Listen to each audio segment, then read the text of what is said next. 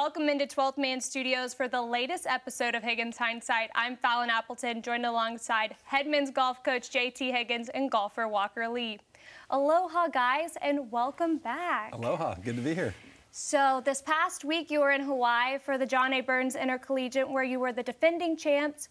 Weren't able to get that repeat win, but still had a strong second place finish. Coach, walk me through your thoughts on the team's performance. I thought we did pretty good overall. You know, we shot 21 under and finished second, lost by 3 to Arizona State. The first round was terrific, and the final round was really good. Very competitive. The second round, we kind of weren't very focused and didn't play with the kind of intensity I would like to have seen, and we let some opportunities slip away. But even with that, we were only 6 back going the final round, and the guys really came out ready to play the last day, and made a good run at them. I think we cut it to 2. And they had a guy chip in for eagle on his 17th hole, and that kind of was the dagger, you know, that helped put us down. But still, they fought all the way through. We had a couple guys birdie their last hole, you know, just to make it pretty interesting, and we gave them a good run. But still, it was a great tournament and a great week, good week of practice. Everything was positive. So you talk about the focus part of it, and that first and second round, you had the middle game playing a big role. What did you say going into that third round that made such a big improvement? Well, I don't know if it's anything I said. I just thought we needed to be more competitive. You know, sometimes you get out there and you're kind of working on your game or your swing or trying to hit the shots the way you want to, instead of realizing the object of the game is to score and to put the lowest score on the board, get the ball in the hole as quickly as possible. And beat everybody else. I mean, that's it. You know, have the lowest score of everybody. So when you get caught up in trying to have the prettiest swing or hit the ball perfectly, sometimes you lose sight of that. And it's a huge game. There's so many areas all the time. Whether you might be struggling with your short game when you're hitting it well, or when you're not hitting it well, your putter's great, but you can't hit very many greens. And it's on and on. All of that weighs on your mind all the time. And to be able to bring it all back and be able to focus on this shot in this moment, hit this the way I want to, and then move on and focus on the next one and not get ahead of yourself or be behind yourself, you know, and any mistakes you made behind you. You know, it's such an all-encompassing sport that way that sometimes it gets a little overwhelming, and we just got to get them back on track.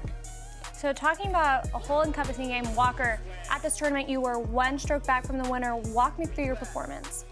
Oh, it was good. Pretty proud of myself all week because I really didn't have my A game all week, and I kind of battled through it and scored pretty well, which I was proud of myself for that.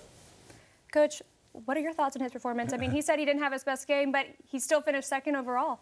Yeah, I think he's been a little modest. He played pretty good. I will say this, that since Walker's been here, that was the most disciplined and mature golf he's played. He didn't, if he was in trouble, he got himself back in position. He didn't take any crazy risk. He has all kinds of shots in his bag. And so a lot of times with guys like him, it's no one's saying you don't have the shot, but now is not the time to hit it, right? We don't need it right now. We don't need a miracle. You know, par is going to do us just fine. And he made those decisions on his own this week. He was, you know, if he was out of position, I'd ask him, you know, what are you going to do here? And it was almost always the more conservative, you know, he'll able to shape the shot and hit the shot he wanted, but it was always something that wasn't high risk, and it was pretty high reward, and most of the time it paid off for him. He was able to convert. So, you know, great. You know, short game is always amazing.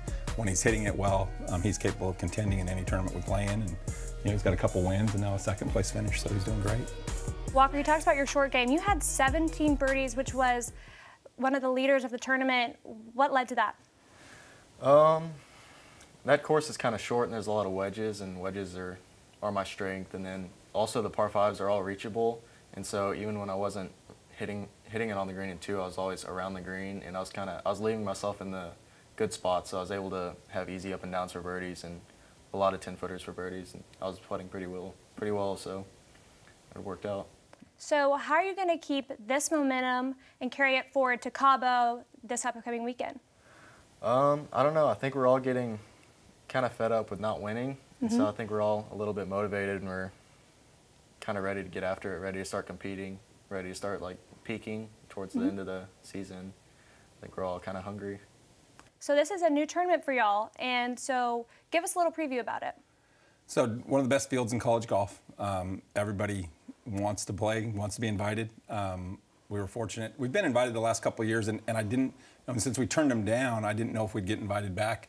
But they were really nice and said we'd love to have you come. So we're looking forward to it. I personally love Cabo. It's one of my favorite places in the world. So I'm excited to take the team down there and show them Mexico a little bit. And the golf course is supposed to be great. I've never actually been to Corencia, but I do know that the teams are outstanding, and we're going to have to bring our A game. We're going to have to be really sharp and focused to compete because it's some of the best teams in the country. You talk about the tough competitions. You're going to be facing Vanderbilt, ASU again, Yep. And Arizona and LSU.